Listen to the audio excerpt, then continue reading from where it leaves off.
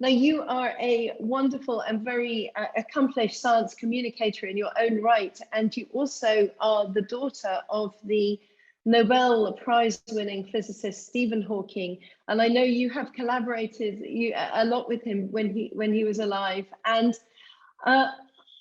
you had probably a choice of doing anything within science, and yet you have chosen to use stories to convey really complex scientific concepts to very young children.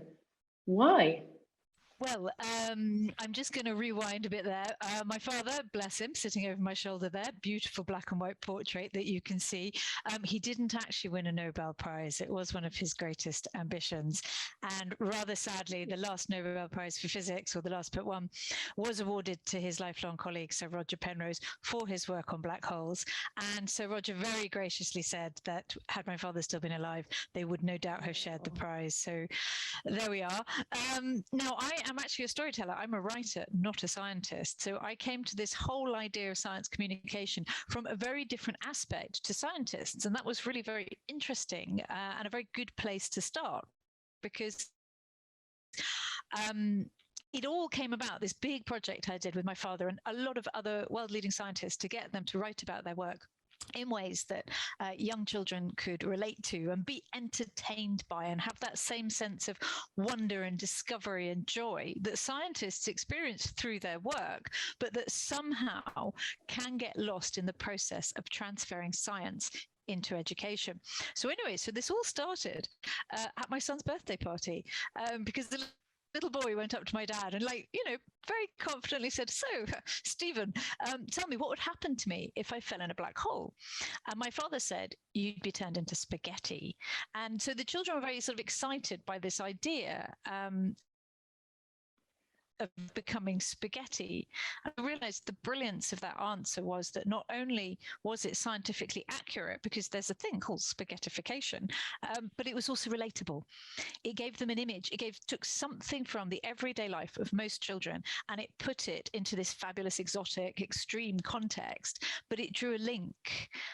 And at the time when we started this project to make science accessible to kids, there really was a global level of concern that kids were not engaging with science. And so I said, well, I think we should try telling a story. I just think we should tell a story and see what happens.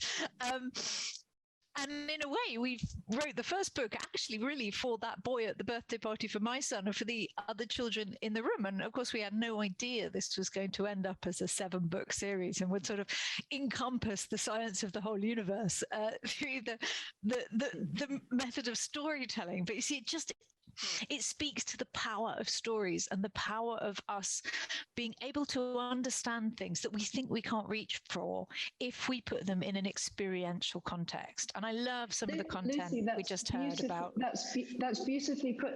I love that. I love that you're answering the need of a little boy, and that really the most famous physicist in the world takes that on board. And so then tell me about where the project went from there.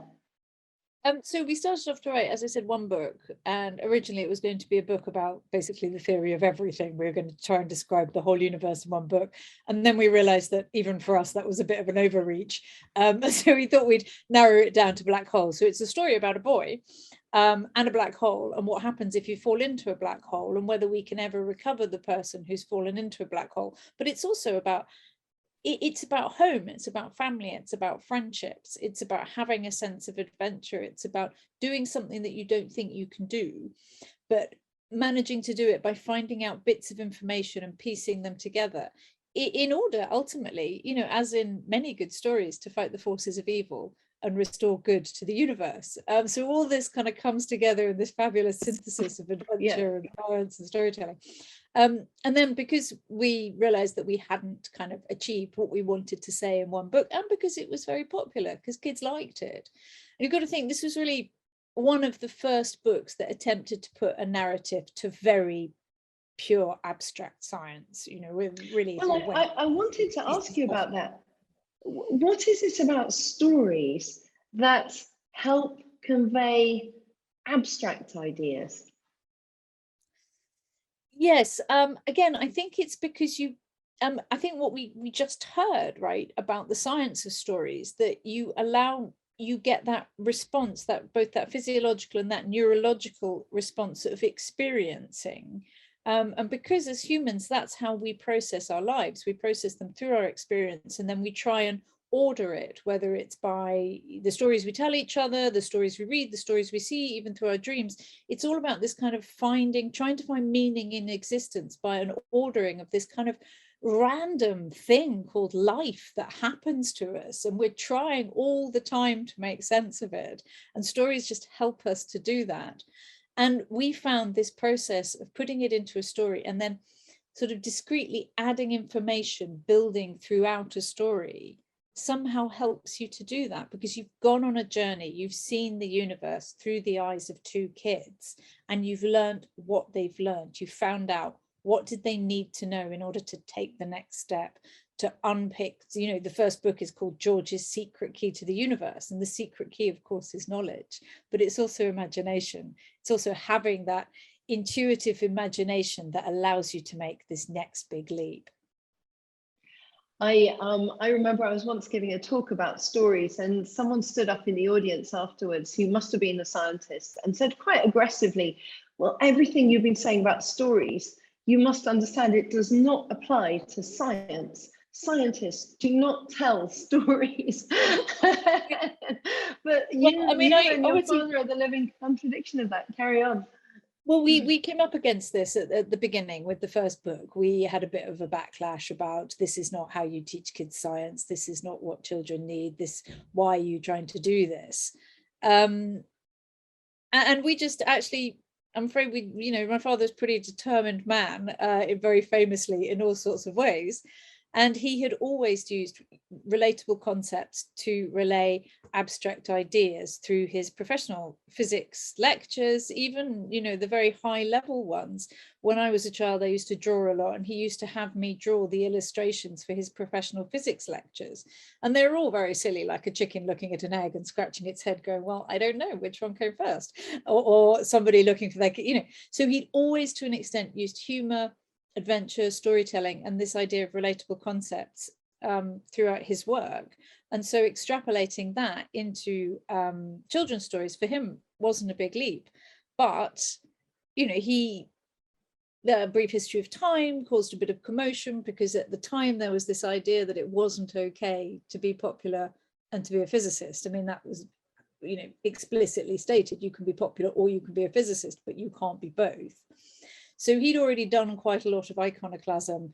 And of course, being profoundly disabled at a time when disabled people were not really supposed to be seen nor heard. So, if there were barriers to be broken down, quite happy to do it.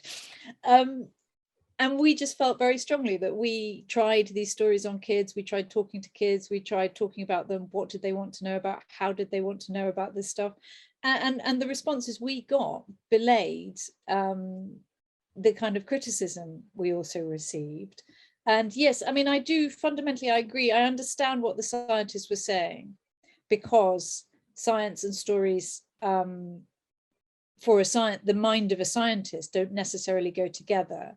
And this is something that we had to put quite a lot of work into, in order, sort of working with the scientists we worked with, working with the kind of public understanding of science. But I think you'll find it's pretty established now that in order to convey science to a general or a young audience, an audience that doesn't have a specialist background in it, that narrative is an extremely useful tool. And the role of the imagination. I know you want to play us a little video about the imagination. Could you just introduce it, and then we'll play it? Yeah. I just wanted to say something, that I do a lot of work with kids. I've just been away. I've just been doing workshops with a wide range of children, where the children from a school of very different abilities to children with very high level of ability. And to an extent, this idea of using your imagination and linking that to science is really important, because a lot of young people don't realize that scientists use their imagination. And I've got a whole section in my talk, different scientists talking about the value of imagination to them. And one of the most powerful quotes is from Fabiola Gianotti, who's a brilliant scientist. And she says, imagination is the fuel of science. And so this is another idea I want to get across to kids, is the creativity and the imagination of science. And that's what this little animation that we made, which finishes my talks, it is narrated by my father, which is just lovely, because it's really nice to have that reminder of him, what he stood for, what he tried to do, and his belief in science for everybody. Imagine if we could build a city on the moon, where people live and work, and kids go to school, where supplies arrive by space elevator, and spaceships arrive and leave every week.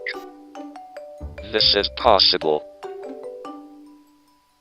Imagine if all the plastic in the seas could be recycled to make clean energy. We could light our homes, fuel our cars, and give the fish a clean ocean to live in. This is possible. Imagine if you could have a robot for a friend. Your robot could take you to school. It could cut your hair, it could brush your teeth, and read you a story. This is possible. So many things are possible, but you have to imagine them first. Can you imagine a future that no one else has thought of?